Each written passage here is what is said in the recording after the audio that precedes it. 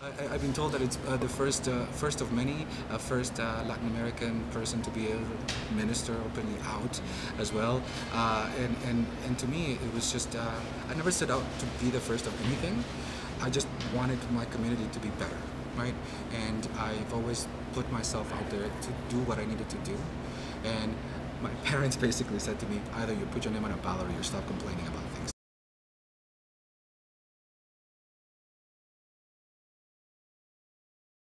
I have traveled and I have lived in different places around the world.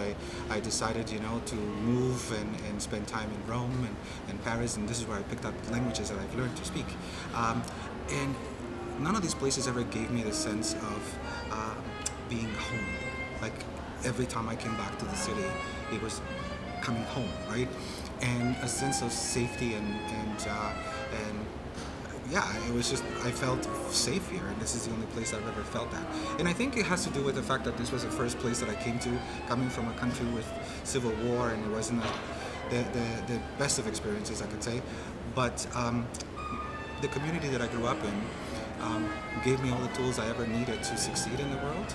And there were people who said to me, you know, there were going to be walls and barriers put in front of you. Don't ask permission, just go through them, right? And I was given permission to do that.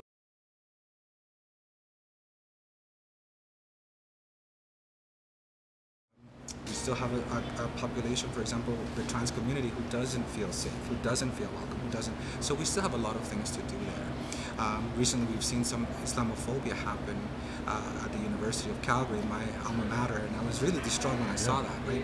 Because I remember going to the U of C and being the first place where I was like, yes, I can be who I am, and I don't have to hide. It's not high school anymore. You know, it's great. Yeah. There was even an LGBTQ club in the university at the time, and so that was a great place, a great experience for me. And so to hear that was happening on campus was really disheartening, because it's almost as regressive, right? You're going back in time, and those kinds of things really bothered me.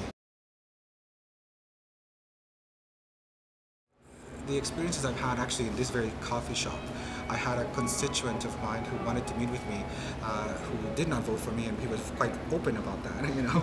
And at the end of our conversation, he said, you know, I don't think I'm still ready to tell you that I'm going to vote for you, but I am closer than I have ever been in my life. And I said, well, that's interesting. Like, tell me why.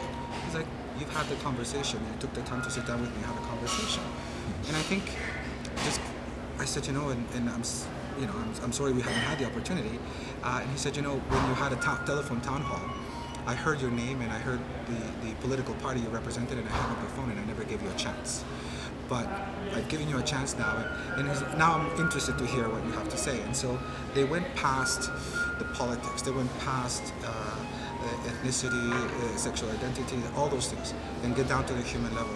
And when we have those discussions at the human level, I think everybody can agree that, you know, we're trying to make things better for each other. So how do we do that? Let's figure it out. Let's talk about it.